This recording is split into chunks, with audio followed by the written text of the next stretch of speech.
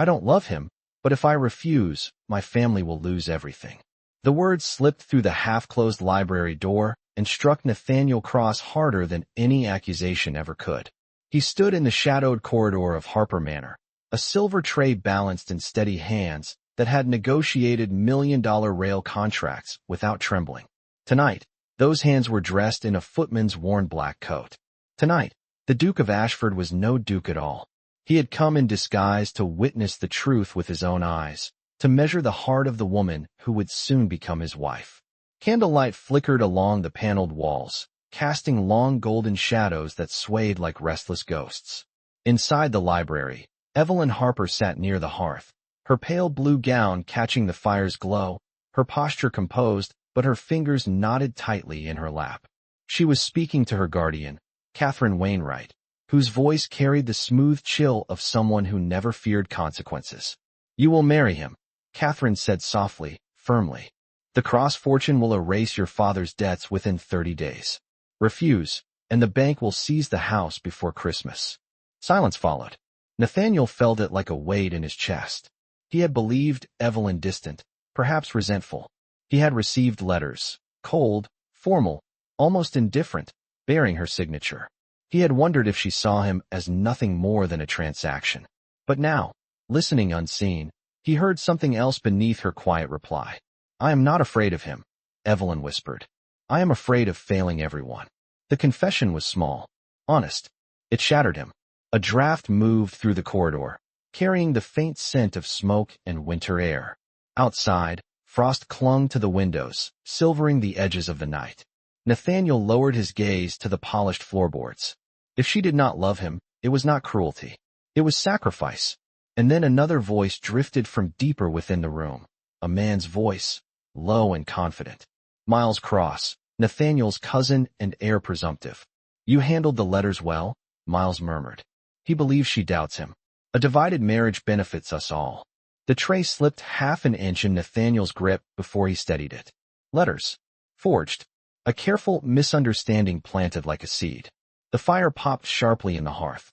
Evelyn rose, unaware of the scheme unfolding around her. "I will do what must be done," she said, "but I will not be anyone's pawn." The strength in her tone surprised him. The woman he had suspected of indifference stood braver than he had imagined. Nathaniel stepped back into the deeper shadow of the corridor as footsteps approached. His heart beat once hard. He had come to judge her loyalty. Instead, he had discovered deception, and a courage that made the disguise on his shoulders feel heavier than any crown. He had entered Harper Manor to observe his fiancée. Now he faced a choice that would determine everything. Remain a silent servant in the dark, or step into the light and risk losing the only woman who had chosen duty over her own heart. The hallway had never felt so narrow. Nathaniel Cross stood motionless long after the voices faded, the silver tray growing cold in his hands as if it absorbed the frost from the window panes. He had entered Harper Manor prepared to confirm a suspicion. Instead, he had uncovered a scheme. The weight of it settled into his chest, heavy and deliberate. Miles Cross had always worn charm like a tailored coat, smiling at the right moments, offering assistance before it was asked. Nathaniel had trusted him with contracts worth millions of dollars, had allowed him into private meetings and family councils. Now the quiet echo of that low voice in the library altered everything. Forged letters. A divided marriage. A calculated misunderstanding.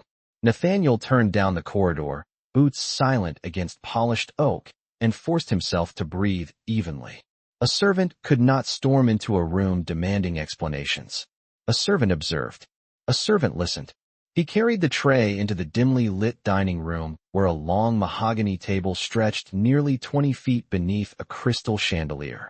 The house staff moved around him without a second glance. No one recognized the Duke beneath the plain coat and modest posture. That anonymity had once felt strategic. Now it felt essential. Across the room, Evelyn entered with composed grace. Her pale hair was pinned simply at the nape of her neck, a few loose strands catching the warm light. She greeted the guests with quiet courtesy, her smile measured but sincere. Nathaniel watched her from a careful distance as she took her seat. There was no trace of calculation in her expression. Only restraint. Only duty. Miles leaned toward her, speaking with casual familiarity. Nathaniel could not hear the words, but he saw Evelyn's shoulders stiffen almost imperceptibly. A flicker of discomfort crossed her face before she mastered it. It was subtle. Many would have missed it. He did not. He refilled water glasses, adjusted place settings, and listened as conversation drifted across the table. Economic forecasts, rail expansions, banking rumors. Nothing overt. Nothing incriminating. Yet beneath the polite exchange lingered a tension he could now identify. After dinner, as guests moved toward the parlor, Evelyn paused by the window overlooking the frost-touched gardens. The moon cast silver light over the snow-dusted hedges, turning the world outside into something quiet and fragile. Nathaniel approached with deliberate humility. "Miss Harper," he said softly, lowering his gaze in proper deference. "Would you care for tea?" She turned toward him, and for a moment her eyes searched his face with unexpected intensity. "Yes, thank you," she replied.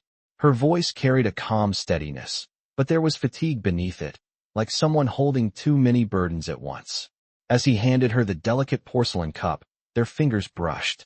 The contact was brief, accidental, yet something shifted in her expression, as though a memory stirred just beyond reach. Nathaniel felt it too, a recognition he had not anticipated. She studied him for one heartbeat longer than courtesy required. "You are new to the house," she observed gently. "Yes, miss," he answered, keeping his tone measured. She nodded, but her gaze lingered, thoughtful. Then footsteps echoed from behind them. Miles. The air changed instantly. Nathaniel stepped back into shadow, servant once more, but his resolve sharpened like winter air. He would not confront the deception in anger. He would uncover it in silence. And when the truth surfaced, it would not only clear Evelyn's name. It would reveal who had been playing a far more dangerous game all along. The night settled over Harper Manor with a stillness that felt almost deliberate, as though the house itself were holding its breath. Frost thickened along the edges of the tall windows, and beyond them the ground stretched pale and silent beneath a thin sheet of snow that glittered under the moonlight. Nathaniel remained awake long after the other servants had retired, standing near the back stairwell where shadows gathered in the corners and candlelight barely reached. He had learned the rhythm of the estate in a single evening, the subtle hierarchies. Among staff, the way doors creaked on certain hinges, the way voices carried through the marble corridors. Knowledge was power. Tonight, he needed both. A soft murmur drifted from the study down the hall. Not the library this time. The study. Nathaniel moved quietly, careful not to disturb the hush of midnight. The door stood slightly ajar.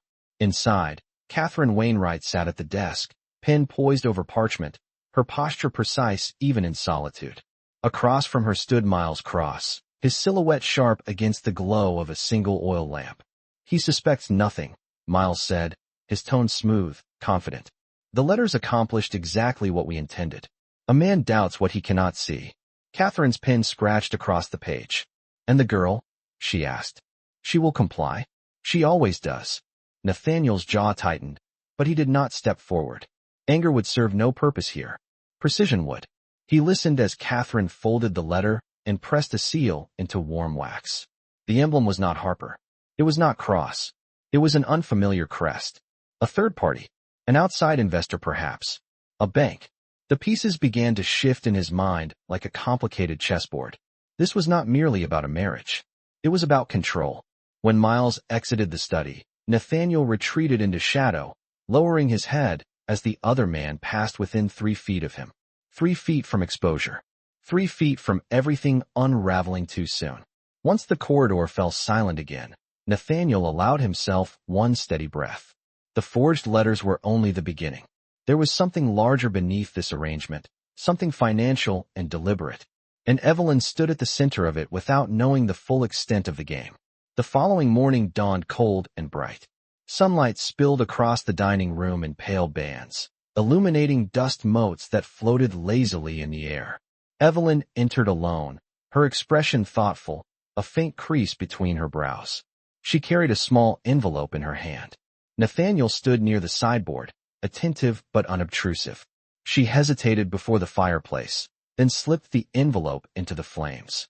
The paper curled, darkened, and vanished. He could not see what had been written, but he saw the tremor in her fingers as she turned away.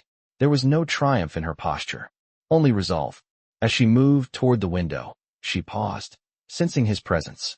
"You were on duty late last night," she said quietly without turning. "Yes, miss," he replied, careful, neutral. She faced him then, her blue eyes steady and searching. "Be careful in this house," she said softly. "Not everything is what it appears to be." The warning was gentle, genuine. Nathaniel felt the weight of it settle between them. She knew something was wrong. Perhaps not everything, but enough to fear it. And for the first time since entering Harper Manor in disguise, he understood the true risk. It was not merely losing her trust. It was losing her to forces she could not yet see. The warning lingered long after Evelyn left the dining room, her footsteps fading across the marble floor like a promise wrapped in frost. Nathaniel remained still beside the sideboard, sunlight cutting across his shoulders in pale gold bands, illuminating the plain black coat that concealed his true name. "Be careful in this house." The words echoed with quiet urgency. She was not naive. She was aware. That realization altered everything. By late afternoon, Harper Manor stirred with unusual activity. A winter gathering had been arranged on short notice, an intimate reception for local investors and banking associates. Nathaniel recognized the pattern immediately. Deals were not discussed openly in daylight offices alone. They were secured in drawing rooms beneath crystal chandeliers, sealed with polite laughter and measured compliments. He stood near the grand staircase as guests began to arrive, the scent of polished wood and fresh pine garlands filling the air. Outside, the temperature hovered just below 30 degrees Fahrenheit, and snowflakes drifted lazily past the tall windows, soft and deceptively harmless. Inside, the atmosphere tightened with every new arrival. Miles Cross moved easily among the guests, offering firm handshakes and confident smiles.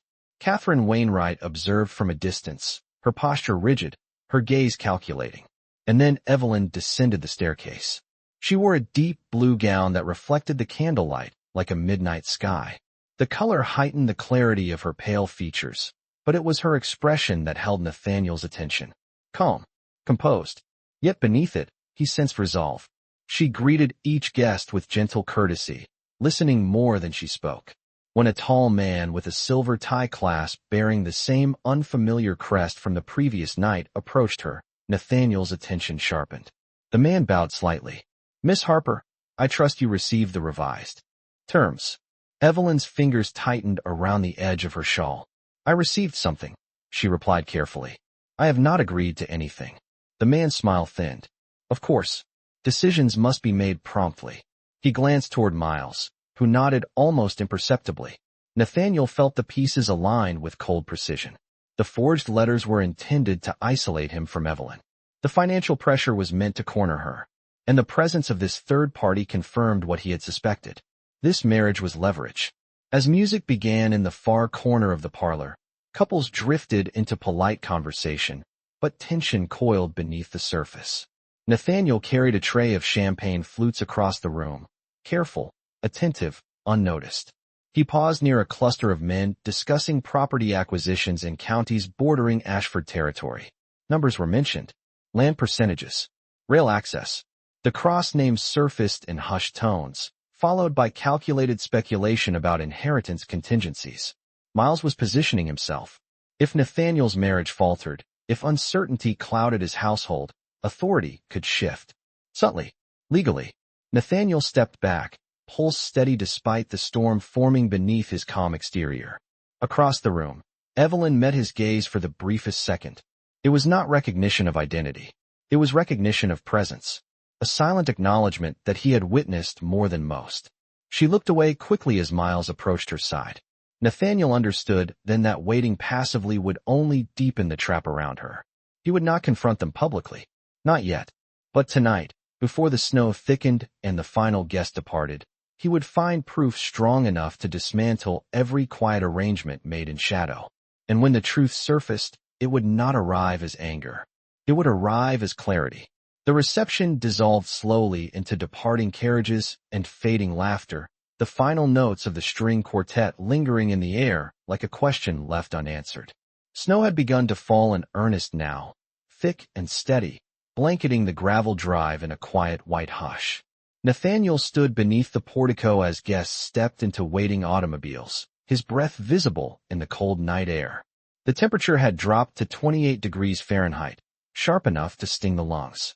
He watched Miles exchange a final handshake with the man bearing the silver crest, their expressions composed, satisfied.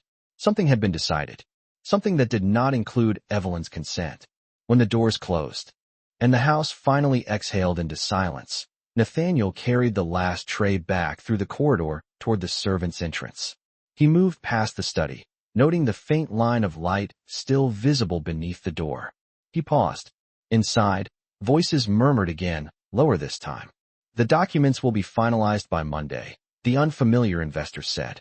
Once the engagement is formally announced, the Harper estate secures backing through your cousin's holdings. Miles responded with quiet assurance. Nathaniel values stability above all else. He will not question what appears beneficial. A faint scrape of a chair followed. And the girl? The investor pressed. She will comply, Miles repeated, though the certainty in his voice wavered by a fraction. Nathaniel stepped away before the door opened, disappearing down the corridor with deliberate calm. Stability. Compliance. Leverage. They had mistaken him entirely. He returned to the servants' wing, but sleep did not come. Instead, he waited until the household lamps dimmed one by one and the manor fell into near darkness. Just past midnight, a faint glow appeared beneath the study door again. Nathaniel moved swiftly this time. The hallway stood empty. Carefully, he entered the study. The desk remained cluttered with correspondence, ink still fresh in its well. He closed the door softly behind him and scanned the surface with practiced efficiency. Ledgers lay open to columns of projected gains tied to land parcels bordering Ashford property. Beside them, a draft contract outlined joint investment contingencies that would activate upon marriage. And beneath a stack of papers, partially concealed, rested a folded sheet bearing Evelyn's name in elegant script. Nathaniel unfolded it slowly. The handwriting was delicate, feminine, and entirely false. The letter expressed doubt in him, hesitation about the union, subtle criticism of his character. Every word designed to wound. Every phrase calculated to provoke distrust. He studied the ink, the pressure of the strokes. It was skillful imitation, but not hers. He knew her hand from childhood notes exchanged during family gatherings years ago, before distance and formality had intervened. This forgery was precise, but soulless. He replaced the document exactly as he had found it. Evidence was more valuable than outrage. As he turned to leave, he nearly collided with a figure standing in the doorway. Evelyn. She held a single candle, its flame trembling slightly. For a moment, neither spoke. Her gaze fell to the desk behind him, then returned to his face.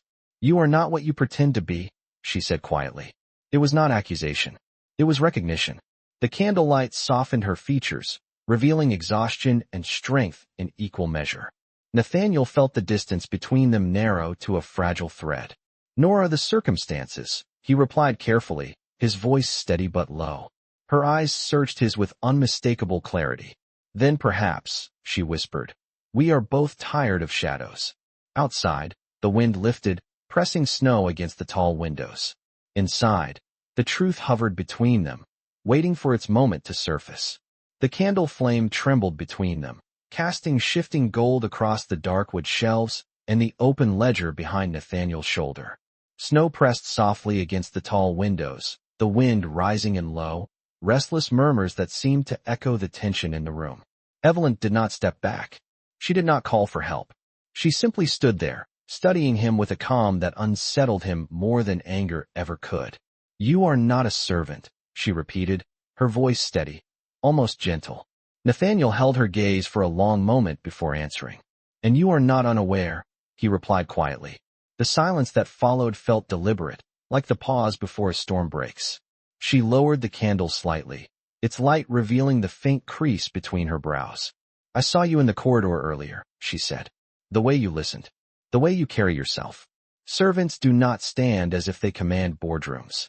A faint hint of irony touched her tone, but there was no accusation in it. Only observation. Nathaniel allowed himself one measured breath. Then why have you said nothing? He asked. Evelyn glanced toward the desk where the forged letter lay hidden beneath other documents. Because, she answered, if you are watching, then perhaps you are searching for the same truth I am. The words settled between them with quiet force. She stepped closer, closing the distance to barely 2 feet. The scent of winter air clung to her shawl, cool and clean. They believe I will sign whatever they place before me, she continued softly. They believe I do not understand the contracts, the clauses, the timing. Her chin lifted slightly. They are mistaken. Nathaniel felt something shift within him, not merely admiration, but respect. He had underestimated her once. He would not make that mistake again. The letters were forged, he said carefully, watching her reaction. Her eyes flickered, but she did not look surprised. I suspected as much, she admitted. The phrasing was not mine. Too deliberate. Too rehearsed. She studied him again. Did you believe them? The question was quiet, but it struck deeper than any raised voice could have. Nathaniel hesitated only a fraction of a second. For a moment, he said honestly, yes. She nodded, accepting the truth without flinching. Then we are both victims of careful hands. The wind outside strengthened, rattling the window panes lightly. Evelyn moved toward the desk and gently adjusted the papers, restoring them to their precise arrangement. If you expose this too soon, she warned, they will destroy the evidence and tighten their grip. They have investors waiting. Monday is their deadline. Nathaniel's mind moved swiftly. Monday. 3 days. 72 hours to dismantle a scheme that reached beyond this house. You know more than you have revealed, he observed. A faint, weary smile touched her lips. When one grows up in a house ruled by expectations, one learns to listen from behind doors. She turned back toward him, the candlelight softening her expression. If you intend to confront them, do not do so as a duke. He held her gaze, understanding dawning. Then how, he asked. Her answer was simple. As someone they believe invisible. The suggestion settled over him with unexpected clarity. Remain hidden. Gather proof. Strike with certainty, not suspicion. Outside, the snow continued to fall, quiet but relentless. Inside, for the first time since entering Harper Manor, Nathaniel felt the beginning of alignment rather than division. They were no longer standing on opposite sides of doubt. They were standing beside one another in shared awareness. And the shadows that had once concealed deception were slowly becoming allies in their pursuit of truth. Morning arrived wrapped in silver light, the snow outside Harper Manor lying smooth and untouched like a blank page waiting for ink. The storm had passed during the night, leaving the temperature hovering near 25 degrees Fahrenheit, sharp but clear. Nathaniel stood at the rear entrance as delivery men hauled crates into the kitchen, his posture relaxed, his attention anything but. Evelyn's words from the night before remained steady in his mind. Invisible. They must remain invisible. By mid-morning, Catherine Wainwright summoned several staff members to the drawing room. Under the pretense of rearranging seating for a private meeting later that afternoon, Nathaniel volunteered quietly, carrying chairs and adjusting side tables while listening with careful restraint. Through the tall windows, sunlight streamed in, illuminating dust that drifted like quiet secrets in the air. Catherine's voice floated from the adjoining hallway, where she spoke in hushed tones to Miles. The documents will be presented tomorrow evening, she said. We will announce the engagement publicly by Sunday. Once investors commit, there will be no retreat. Miles responded with controlled confidence. Nathaniel will have no reason to object. The terms favor him on the surface. On the surface, Nathaniel kept his gaze lowered, adjusting a velvet cushion with deliberate calm. Surface arrangements concealed deeper intentions. He needed proof not merely of forged letters, but of deliberate manipulation tied to financial gain. That afternoon, as guests arrived for a smaller private consultation, Nathaniel carried a tray of tea into the study. The Silver Crest investor stood near the fireplace again, his gloved hands clasped behind his back. Papers lay open across the desk, contracts marked with neat annotations. The Harper Estate's northern acreage will be integrated into the rail expansion corridor, the investor explained. Control of those parcels ensures leverage over Ashford distribution lines. Miles nodded. And once the marriage binds the estates, oversight becomes seamless. Seamless. The word lingered in the air. Nathaniel set down the tray carefully, allowing his gaze to skim the documents only for a second. A map lay partially unrolled. Red ink traced boundaries cutting dangerously close to Ashford land holdings. If transferred quietly, control would shift in subtle increments. It was not merely about Evelyn's dowry. It was about restructuring regional influence. As he stepped back toward the door, Evelyn entered unannounced. The room stilled. Her posture was straight, her gaze unwavering. "I was told my presence was unnecessary," she said calmly. "Yet the contracts concern my inheritance." Catherine's lips thinned. "You misunderstand the complexities." "Then clarify them," Evelyn replied, her voice steady but firm. Nathaniel watched the exchange carefully, admiration rising despite the tension. She was no pawn. She was demanding transparency in a room designed to exclude her. The investor hesitated, then began explaining projected benefits in vague, polished language. Evelyn listened without interrupting, then asked a single question. If the agreement benefits all parties equally, why is the Ashford oversight clause contingent upon immediate transfer? Silence answered her. It lasted 3 full seconds, long enough to expose discomfort. Nathaniel felt a quiet surge of certainty. She saw the weakness in their structure. She was not merely resisting pressure. She was dismantling it piece by piece. As the meeting concluded with forced civility, Miles shot Nathaniel a fleeting glance, suspicion flickering behind his composed expression. It was subtle, but it was there. The invisible servant had lingered too near too often. That evening, as the sun dipped below the horizon and frost crept back across the windows, Nathaniel understood that their time was narrowing. 3 days had become 2, and the deeper he listened, the clearer the truth became. This was not a simple arrangement of convenience. It was a calculated attempt to redraw power itself. And for the first time, Evelyn was no longer standing alone against it. The second night after the meeting settled over Harper Manor with a deceptive calm. The sky had cleared completely, revealing a wide sweep of stars above the frozen grounds, each one sharp against the dark. Inside, the house felt warmer, almost peaceful, yet the quiet carried tension like a string pulled too tight. Nathaniel moved through the corridor outside the study just as the clock struck 9, his steps measured, his presence unremarkable. Miles had requested a private conversation with the investor once more, and the timing felt deliberate. Invisible, Nathaniel listened. "She is asking too many questions," Miles said in a low voice. "Delay the signature until Sunday. Announce the engagement publicly tomorrow evening. Once society believes it's settled, she will have no leverage." The investor's reply was cautious. If the Duke reviews the transfer clauses personally, he may notice the territorial adjustments. Miles exhaled softly. He will not. He has trusted me with Ashford matters for years. Nathaniel felt the weight of that confidence press against him like cold steel. Trusted? Yes. Blindly? No. Footsteps echoed faintly from the staircase. The conversation halted. Nathaniel stepped away from the door just as Evelyn appeared at the end of the hall, her expression composed but alert. She did not look at him directly, yet she slowed as she passed, the slightest brush of her sleeve against his hand. A silent signal. The study door opened moments later, and Miles exited, adjusting his cuffs, his gaze scanning the corridor briefly before dismissing the presence of a servant. When the hallway cleared, Evelyn turned toward the winter garden instead of returning upstairs.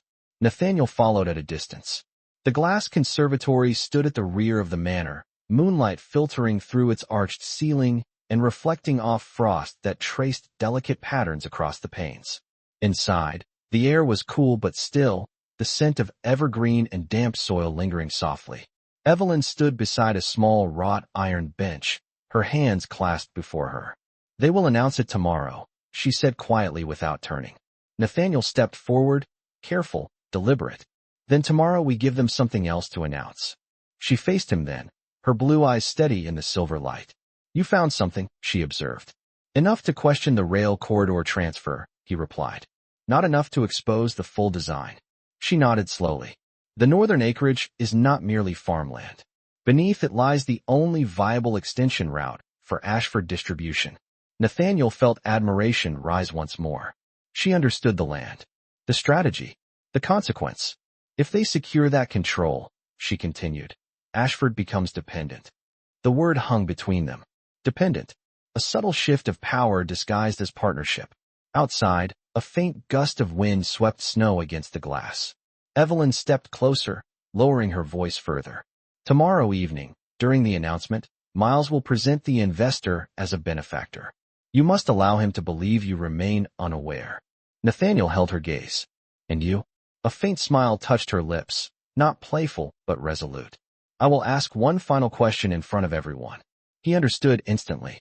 Public scrutiny, measured and precise. If the clause could be forced into open explanation, the weakness would surface. Silence would condemn them more effectively than accusation. The conservatory grew quieter, the moonlight reflecting in her eyes with fragile clarity. For a brief moment, the distance between Duke and heiress dissolved, replaced by something steadier. Partnership. We have less than 48 hours, he said softly. Then we use every minute, she replied. Beyond the glass walls, the snow began falling again, slow and relentless, covering footprints before morning could reveal them. Inside, two figures stood side by side, no longer divided by doubt, preparing to confront a design built in whispers and concealed beneath polite smiles. The announcement evening arrived beneath a sky the color of polished steel, snow resting in quiet drifts along the circular drive as car headlights cut through the winter dusk.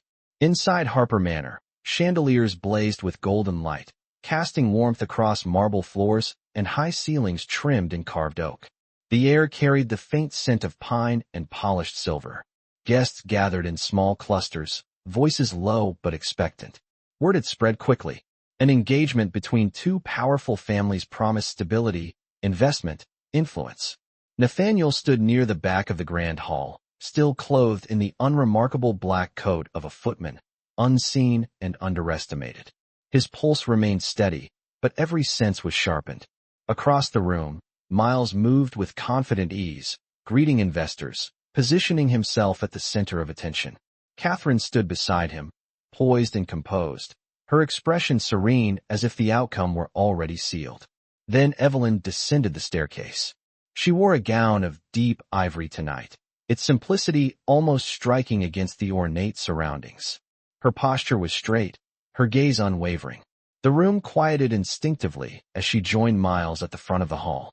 He began with polished remarks about partnership, prosperity, shared vision. Applause followed in polite waves. The investor with the silver crest stepped forward, smiling with measured satisfaction. This union, he declared, ensures strategic integration of northern acreage and rail expansion rights beneficial to all parties involved. Beneficial to all parties. The phrase echoed in Nathaniel's mind. Evelyn waited until the murmurs softened before she spoke. Her voice carried clearly without strain. May I ask for clarification before we proceed? Miles hesitated only briefly before nodding. Of course. She turned toward the investor. You mentioned integration of the northern acreage. Does this include oversight rights transferring immediately upon engagement announcement? The question hung in the air. Conversation stilled entirely. The investor adjusted his tie. Standard procedure, he replied carefully. Temporary oversight to facilitate seamless transition. Evelyn did not flinch. Temporary for how long? A pause. Until long-term review, he answered vaguely. Nathaniel stepped subtly closer, watching the faces around the room. Some investors exchanged glances. Uncertainty flickered. Evelyn continued, calm and precise. And if the marriage were delayed or declined, would the oversight clause remain enforceable? Silence answered her for 3 full seconds. 3 seconds that stretched across the room like a crack forming in glass. Miles interjected smoothly. The agreement anticipates mutual benefit. But his voice lacked its earlier certainty. Evelyn's gaze remained steady. That was not my question. A ripple of discomfort passed through the gathered guests. Nathaniel felt the shift immediately. Doubt had entered the room. Publicly, the investor cleared his throat. The clause ensures protection of capital investments. For whom? Evelyn asked softly. It was not accusation. It was precision. Miles' composure tightened visibly. He had not expected scrutiny in front of witnesses. He had expected compliance. Nathaniel could almost see the structure bending under pressure. A quiet murmur began among the guests, the polished certainty of the evening unraveling thread by thread. From the back of the hall, still unrecognized, Nathaniel understood that the moment had arrived. Not yet to reveal himself. Not yet, but to watch the truth surface under its own weight. And as Evelyn stood beneath the chandelier light, unwavering and composed, the narrative that had been carefully crafted in shadows began to fracture in full view of everyone present. The silence did not break all at once. It fractured slowly, like ice thinning beneath steady pressure. Guests shifted in place, champagne glasses hovering near lips that no longer sipped. The investor's polished confidence faltered beneath the weight of Evelyn's calm gaze. Miles forced a thin smile, stepping slightly closer to her, as though proximity alone could steady the narrative. The oversight clause, he began smoothly, is merely a protective measure. A technicality. Surely we do not wish to burden our guests with contractual language. A few uneasy chuckles followed, but they lacked conviction. Evelyn did not retreat. The chandelier light caught in her eyes, steady and unflinching. If it is merely technical, she said evenly, then clarity should not be burdensome. The investor adjusted the papers in his hands, glancing toward Miles for subtle direction. None came quickly enough. In the unlikely event, the investor admitted, choosing his words carefully, that the engagement were reconsidered, the temporary oversight would remain in effect until formal termination procedures concluded. A murmur rippled outward. It was soft but unmistakable. Nathaniel stepped another measured pace forward, still unseen in his plain coat, observing the shift in posture among several prominent figures in the room. Questions were forming, calculations recalibrating. Evelyn inclined her head slightly. And how long would such termination procedures require? She asked. The investor hesitated. Several months, depending on regulatory review. Months. The word lingered like frost in the air. Enough time to restructure holdings. Enough time to shift control permanently. Miles' composure tightened visibly now. This discussion is hypothetical, he interjected. The engagement is not under reconsideration. His eyes flickered briefly toward the back of the room, scanning for the absent Duke he believed unaware. Nathaniel felt the irony settle quietly within him. Evelyn's voice softened, but it carried unmistakable resolve. Hypotheticals shape realities, Mr. Cross. The room quieted once more. Catherine stepped forward at last, her expression composed yet strained at the edges. Evelyn, she said gently, this evening is meant to celebrate unity. Then let it be built on transparency, Evelyn replied. There was no accusation in her tone, only truth. A prominent investor near the fireplace cleared his throat. Miss Harper raises a fair point. Oversight clauses that persist beyond mutual agreement introduce risk. Agreement murmurs followed. Subtle. Growing. Miles' jaw tightened as control slipped through carefully manicured fingers. Nathaniel recognized the moment with clarity. The structure was bending further. Public scrutiny had accomplished what private suspicion could not. The investor with the silver crest attempted one final reassurance. All parties benefit, he insisted. Provided all parties consent, Evelyn answered. The simplicity of her words landed with quiet force. Consent, benefit, transparency, terms that could not be easily deflected beneath chandelier light and attentive witnesses. Nathaniel felt admiration rise once more, deeper now, steadier. She had not accused. She had not exposed prematurely. She had simply asked. And in asking, she had revealed. As murmurs swelled into thoughtful discussion among the gathered guests, Miles' gaze darkened with calculation. The plan had not collapsed entirely, but it had fractured visibly. Nathaniel knew the next step would require precision. Evidence would soon need to surface. For now, however, the evening had shifted irrevocably. What was meant to be an announcement had become an inquiry. And beneath the golden glow of Harper Manor, doubt had taken root where certainty once stood unchallenged. The murmur did not fade after Evelyn's final word. It deepened. Conversations broke into smaller circles, investors leaning toward one another with lowered voices, calculating expressions replacing celebratory smiles. The chandelier light still shimmered across crystal and silk, but the atmosphere had shifted from confidence to scrutiny. Miles felt it first. The subtle loss of control. His posture remained upright, his tone smooth as he attempted to redirect attention. Perhaps we may continue this discussion privately, he suggested, gesturing toward the study. There is no need to burden our guests further. A prominent banker near the fireplace lifted his glass, but did not drink. Transparency does not burden us, Mr. Cross, he replied evenly. It reassures us. The sentence landed with quiet authority. Catherine's composed expression tightened almost imperceptibly. Nathaniel, still standing near the back of the hall, watched the shift ripple outward. The narrative Miles had constructed was unraveling in public view, and he could see calculation moving rapidly behind his cousin's eyes. If the engagement announcement stalled, the oversight clause could not activate as intended. That alone fractured the timeline. Evelyn remained poised at the center of the room. She did not appear triumphant, only steady. She turned slightly toward the gathered guests. "I believe all parties deserve clarity before commitments are formalized," she said calmly.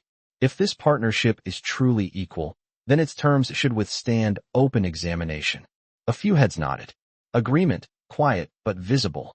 Miles stepped closer to her side, lowering his voice just enough that only those nearest could hear. "You are complicating matters unnecessarily," he murmured.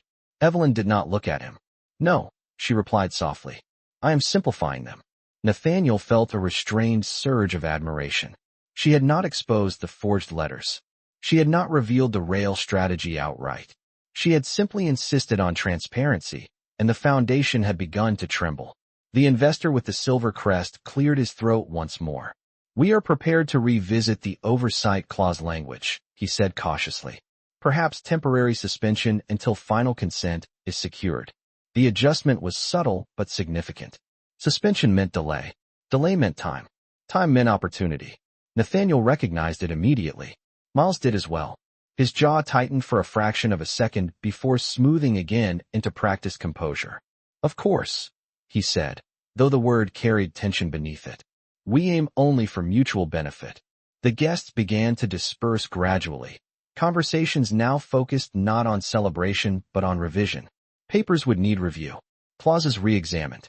Commitments postponed. The momentum had shifted away from inevitability.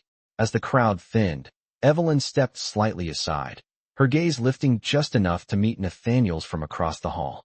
It was brief, intentional, a silent acknowledgement that the first fracture had been achieved. Nathaniel inclined his head subtly, still unseen in his role, yet more aligned with her than ever before. Outside, snow continued to fall in quiet sheets, softening the edges of the drive, and covering tire tracks before they could fully set. Inside, beneath the fading chandelier glow, the carefully constructed certainty of the evening had dissolved into questions. And questions, Nathaniel knew, were far more powerful than declarations. The engagement had not been announced. The clause had not been secured. The plan had not succeeded. But this was only the first crack. The true exposure would require more than public hesitation. It would require proof. And that proof now rested closer than ever within reach. The last of the guests departed just before midnight, headlights fading beyond the snow-covered drive as Harper Manor settled into an uneasy stillness. The temperature had fallen to 22 degrees Fahrenheit, frost thickening along the edges of every window like delicate white lace. Inside, the grand hall stood nearly empty, the echo of earlier conversations lingering faintly in the vaulted ceiling. Nathaniel remained where he had been positioned most of the evening, invisible in plain black cloth, watching as Catherine and Miles retreated toward the study once more. Their steps were faster now, less composed. The fracture had unsettled them.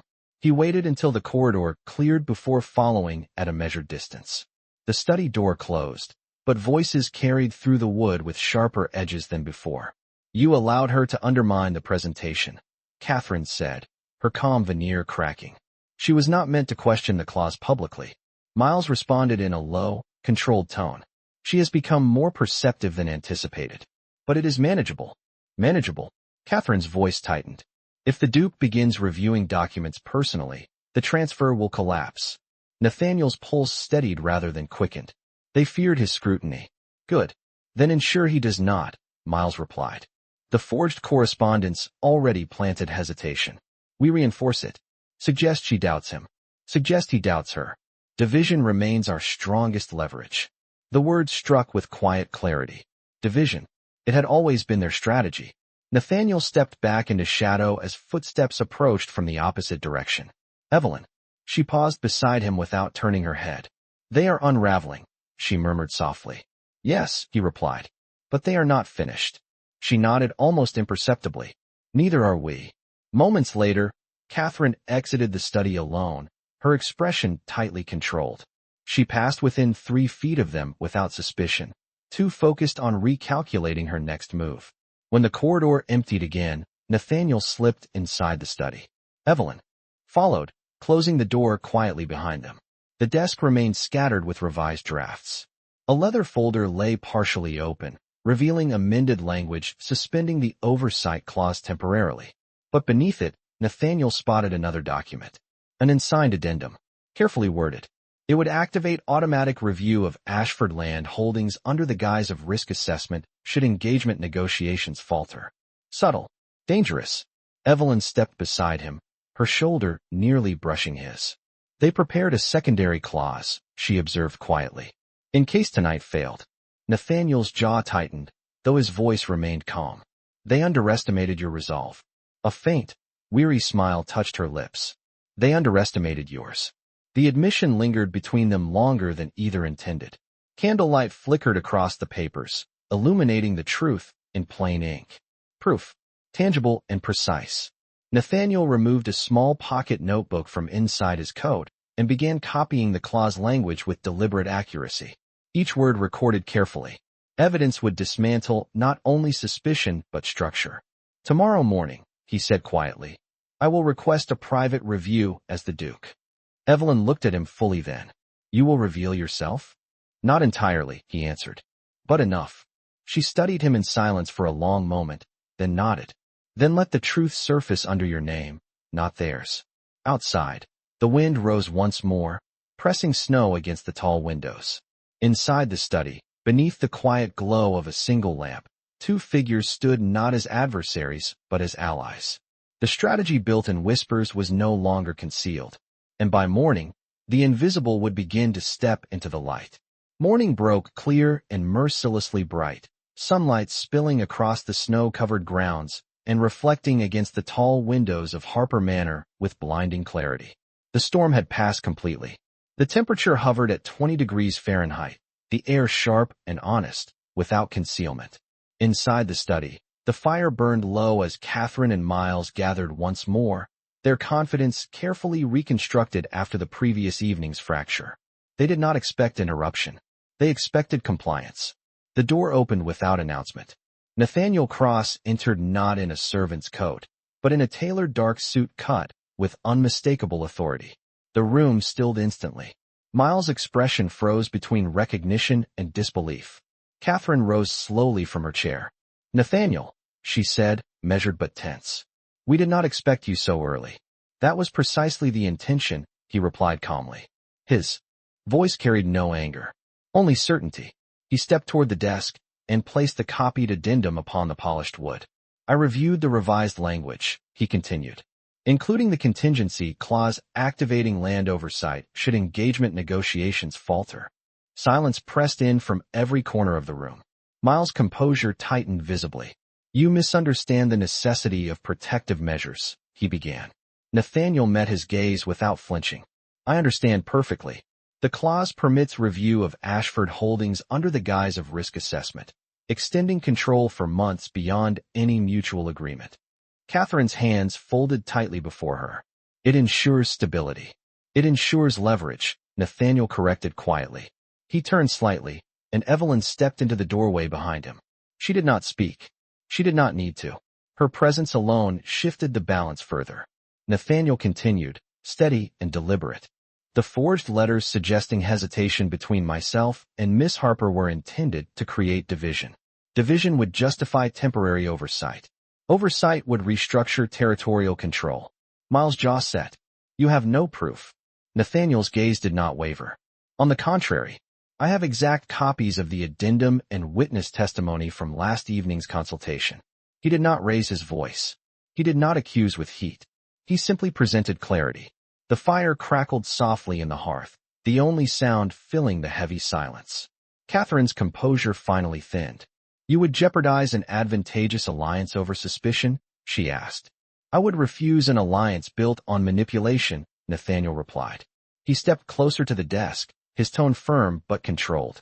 The engagement will proceed only if all clauses are transparent, mutually beneficial, and void of concealed contingencies. Miles' confidence faltered at last. The strategy built in shadows could not withstand daylight. Evelyn moved forward then, her voice calm and unwavering. If the partnership is truly equal, it will survive honesty. The room held its breath. Nathaniel turned to her, and for the first time since entering Harper Manor in disguise, he allowed his expression to soften openly. It will survive, he said quietly, because it will be chosen, not forced. Outside, sunlight shimmered across the untouched snow, bright and unyielding. Inside, the deception that had relied upon doubt dissolved beneath truth spoken plainly. Catherine lowered her gaze first. Miles followed moments later, calculation giving way to reluctant acceptance. The oversight clause would be withdrawn. The forged letters would never resurface. And the alliance, if it continued, would do so on different terms. As Nathaniel and Evelyn stepped out of the study together, the corridor seemed lighter, as though the very walls had released a held breath.